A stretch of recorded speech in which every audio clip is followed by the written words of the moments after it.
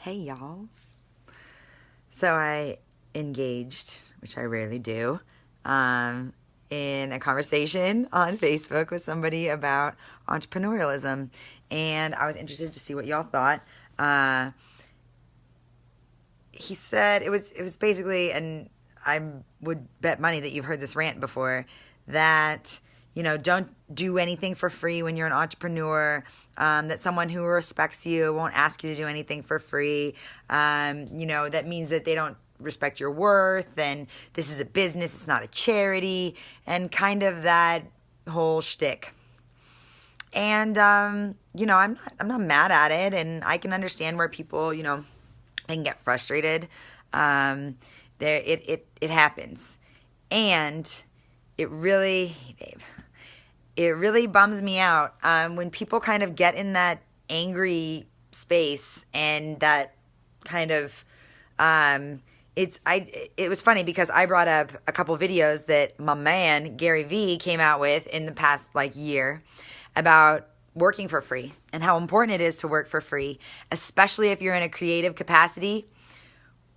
You had better be working for free at least some of the time, because those are your creative projects. Those are your projects that you would do no matter if you got paid. And isn't that really what we all want to be doing? Working like we don't care if we get paid, because that's how much we love it. Knowing that, we gotta do whatever we have to do to pay our bills, of course. And your business should not support your bills, at least not for the first 5 years. At bare minimum, you should not pull one penny out of that business, not one. Not to cover nothing. Every penny that you gain should go back into that business.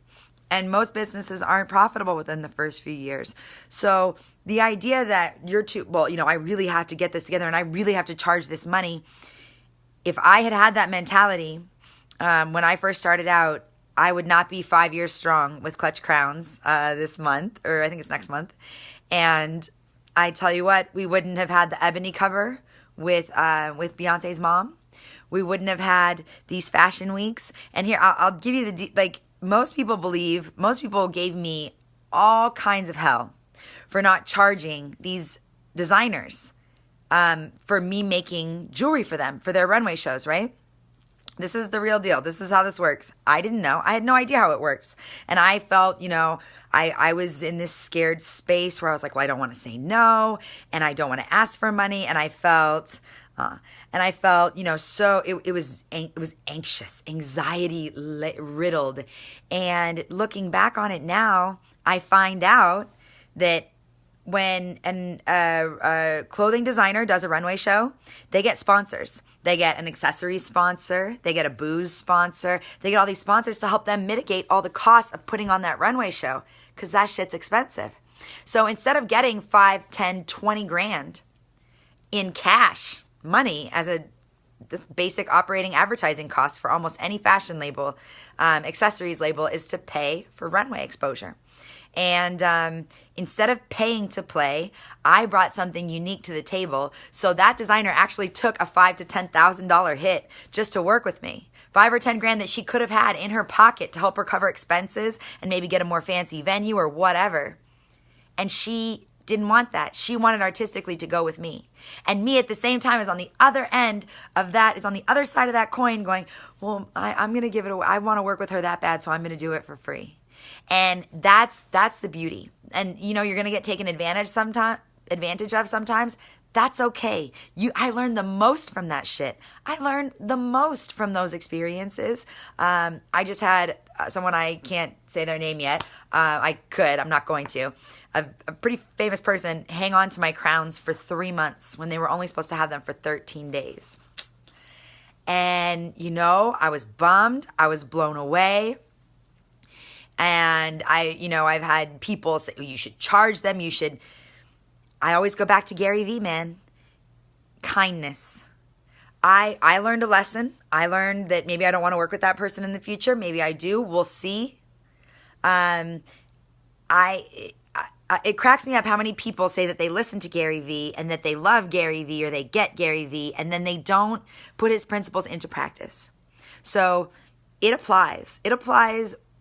These concepts, these ideas apply even when things are difficult, even when they're funky, even when they're uncomfortable, they still apply.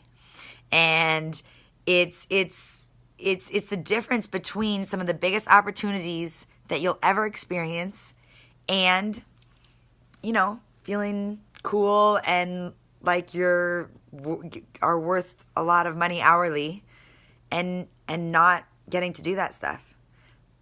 Side note, recently a designer that I've done a lot of stuff for free started paying me just for being there it's you deliver and you deliver and you deliver value, and you do it because you're there for it. You do it expecting nothing in return. I do it because I love the exposure. I go to these events and I take pictures so that I can afford to actually post the pictures, because otherwise a photographer would want $1,000 per image. And I can't afford that right now. I want to put that money into my business. I want to grow my business. So I make smart decisions and I make mistakes all the time, and I don't expect anything from anyone in return. And when I do something for free, it's not out of the kindness of my heart or because I feel manipulated. It's because I see the value in it down the road. And I know I am going to put the work into that situation and the energy and my heart and my positivity, and it is all going to monetize and manifest as things go on. And in the interim, I work on my grind and I bang that stuff out, and I don't rely on my business to pay my bills, because that's not fair to your business. It's a little baby bird, all right? I'm almost a decade in to being an artist, and it's still it's a baby bird, and I want to see it grow bigger than its wildest dreams. So I'm going to invest, and I'm not going to pull, and I'm not going to ask for things from people. I'm a giver, and I've gotten smarter with who I give to. And make sure that I give to myself first so that I never have an empty cup. So, thanks for all the love, guys. Oh, look at everybody. Oh, Jill, I love you. I miss you, honey. Thanks. I got this at Goodwill for $3, dude. It's so soft. Can you believe that shit? I know. I'm just an underdog fan. I just love anyways, I love you all. Thanks for listening and watching. And I want all of your wildest freaking dreams to come true. And and if you ever have a question for me or want my 2 cents on something, I'm always here for you. You don't got to pay me. I love you all. Jessica, the chickens are still in tomato heaven. And I'll talk to you all soon. Bye.